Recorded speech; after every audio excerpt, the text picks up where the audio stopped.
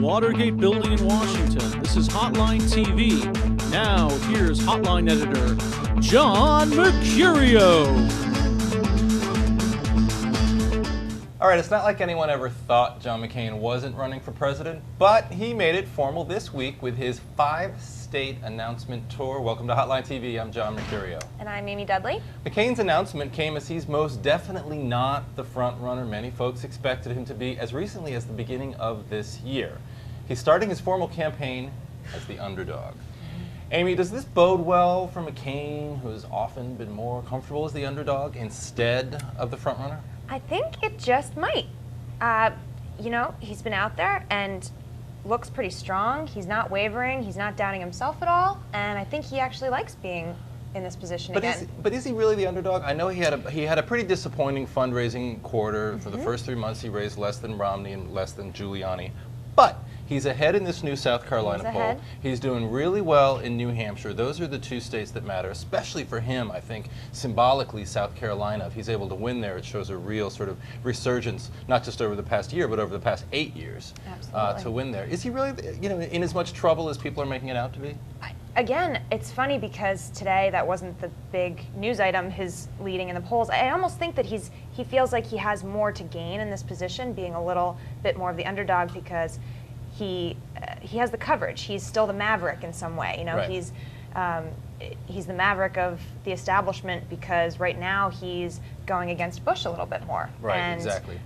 So he's courting this maverick thing on a couple different fronts. And right now, with his announcement speech yesterday, he came out not being clearly against Bush, but said things along the lines of he's not happy with how the Iraq War has been conducted, a thinly veiled critique, if you might say. Well, and he called for Gonzalez to resign. Well, then he called for Gonzalez to resign that night. So he's definitely using that to some advantage with a fresh start to make people notice this and now take on, oh, all right, well, he's still our maverick. He's using some of that straight talk language again. Speaking of things, trying to use things to his advantage, one of his biggest problems going into this race is that he'll be 72 years old, older than any other president if he wins and at the time of inauguration. He talked about that during his announcement speech when he was in New Hampshire yesterday. I'm not the youngest candidate. Certainly not. In fact, he is the oldest candidate. He actually is. Although I think Mike Gravel on the Democratic side might actually be older. Oh, Mike Gravel. Mike Gravel. Don't forget don't ever forget about Mike Gravel. I saw him on TV today. He's out there. He is out there, and he's a big guy.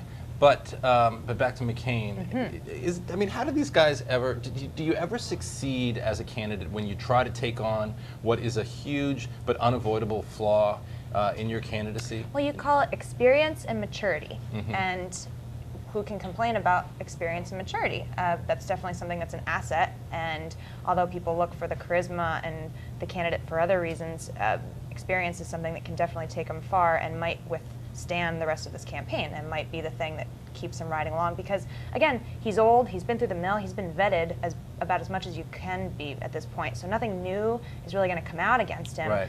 It's just the next moves he makes. So whereas he's still that underdog, kind of, he's well known in the sense that, you know all the things about him from the last time he was the underdog. Right, right. So, and in addition, he has a beautiful wife that he brings along with him. And she was on, every television interview that he did? Cindy was on every interview this morning, last night, at the announcement, Is that front typical? and center. I don't think that's typical for a presidential candidate's announcement. I understand the wife is always there. Sometimes the kids are there on the speaking tour. But do they join them on every television interview that they do as part of this? I think it's a calculated effort on his part to say, look at my beautiful wife. She's 20 years younger than I am. And she makes me look like a young. She's got great hair. I'll give it to her. She's a beautiful woman. But we'll see what it does for him. We'll see. Amy Dudley has a small girl crush on Cindy McCain. You heard it here first. All right, Amy Dudley, thank you so much for joining us, our resident Cindy McCain fan and John McCain expert. Thank you for having me on, John. The death last weekend of California Congresswoman Juanita Millender-Mcdonald leaves an open seat in the House of Representatives. Her district is overwhelmingly Democratic, so in all likelihood, the person to fill her seat could be decided in the primary. Joining us now is Tim Saad, our House Race Hotline editor and expert. Tim, who's going to emerge, you think, the victor in this unplanned, unexpected race that we're going to be looking at nowadays? Well, all eyes now are focused on a state senator from Long Beach area, Jenny Orpeza. She What do we know about her? Well, she was elected in November. She was a state rep before, a state assemblywoman before that. She's from Long Beach, and most people are saying, since Long Beach, since Juanita Millender-Mcdonald was from Carson, which is outside of the district. Right. Long Beach wants their own representative. She would probably foot that bill most, Right. as well as. It had been the case because this was, Juanita Millender-Mcdonald was a victim of redistricting. I mean, not a victim, but I mean, she had at one point represented more of a Carson City district, but it moved down to Long Beach after. That's right. Steve Horn's district, which was taken out, was part of her district. What do we know about Oropesa, though? I mean, does she have this thing locked up? I mean, presumably, anytime anytime a district opens up in California, because of the term limits laws that they have in Sacramento, you got state senators who are extremely powerful. They actually represent more people than they do in a congressional district, and even state assembly members who sometimes raise more money to run for those districts than they do at the congressional level. Exactly. So they're pretty well primed to run for this. Presumably, Oropesa is not going to have this thing to herself. Anybody else?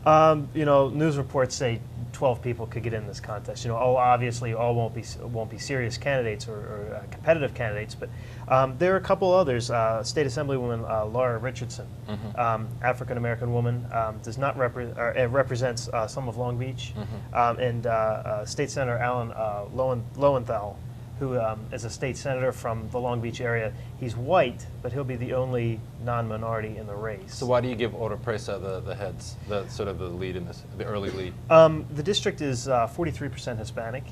She's pretty much the only Hispanic so far mentioned in the race. And also she's from Long Beach, so the majority of the district, 58% I believe, is the district is Long Beach. So she seems to have all those bases covered. But it is still early. The field hasn't been really defined. Congresswoman Millender-Mcdonald's death was sort of unexpected in the fact that a lot of people didn't know how serious it was, so this field really hasn't formed. So a lot of people are still being mentioned and don't want to appear to be overshadowing. The district might be 43% Hispanic, like you say, but you know there was a special election a couple of years ago in a district nearby when Julian Dixon, a longtime congressman, passed away. I think he had a heart attack.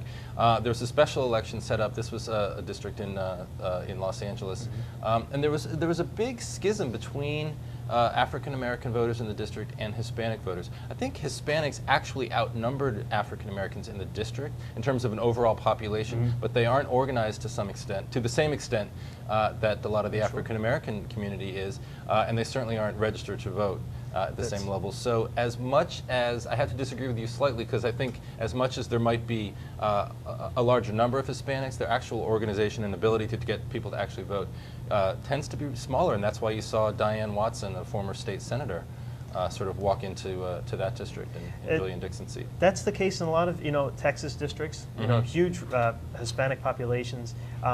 But a lot of times they aren't registered to vote, or they are registered to vote, they don't come out to vote. Right. And this will be a mid-July primary, possibly.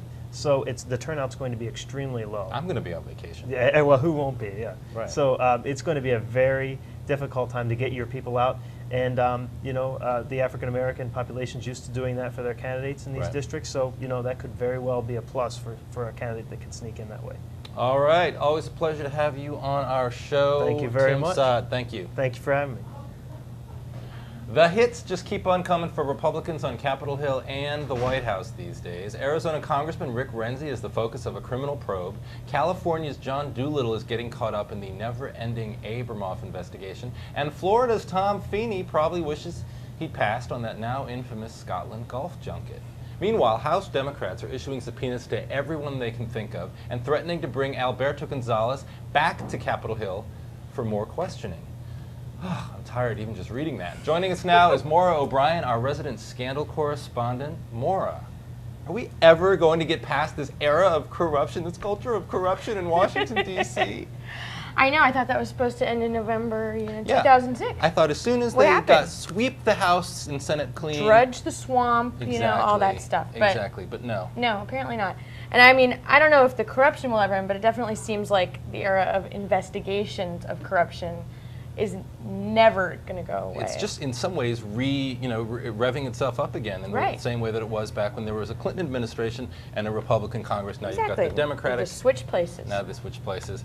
And I think what's really interesting, though, is that you actually see sort of a nexus of these scandals. You see the scandals on the Hill involving Abramoff, which actually I think are larger than Abramoff. People use his name as sort of a catchphrase, the Abramoff scandals. Right. But in sort of this caricature of him as this evil boogeyman who was masterminding all of these different things, it was a lot bigger than that, and in some ways it looks as though it might have been more systematic.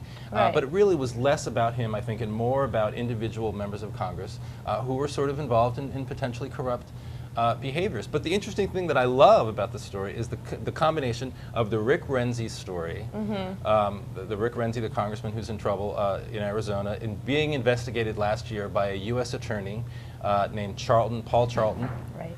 His office called Paul Charlton's office during the investigation. Basically, he pulled a Domenici. Yeah, exactly. He pulled a Domenici. Exactly. And it seems like the longer this U.S. attorney's scandal sits around, it seems like it's almost just breeding, more bad things. And so what happened, recently with Alberto Gonzales testifying before the Judiciary Committee, that was slated as the time that the air would get cleared, all the questions would be answered.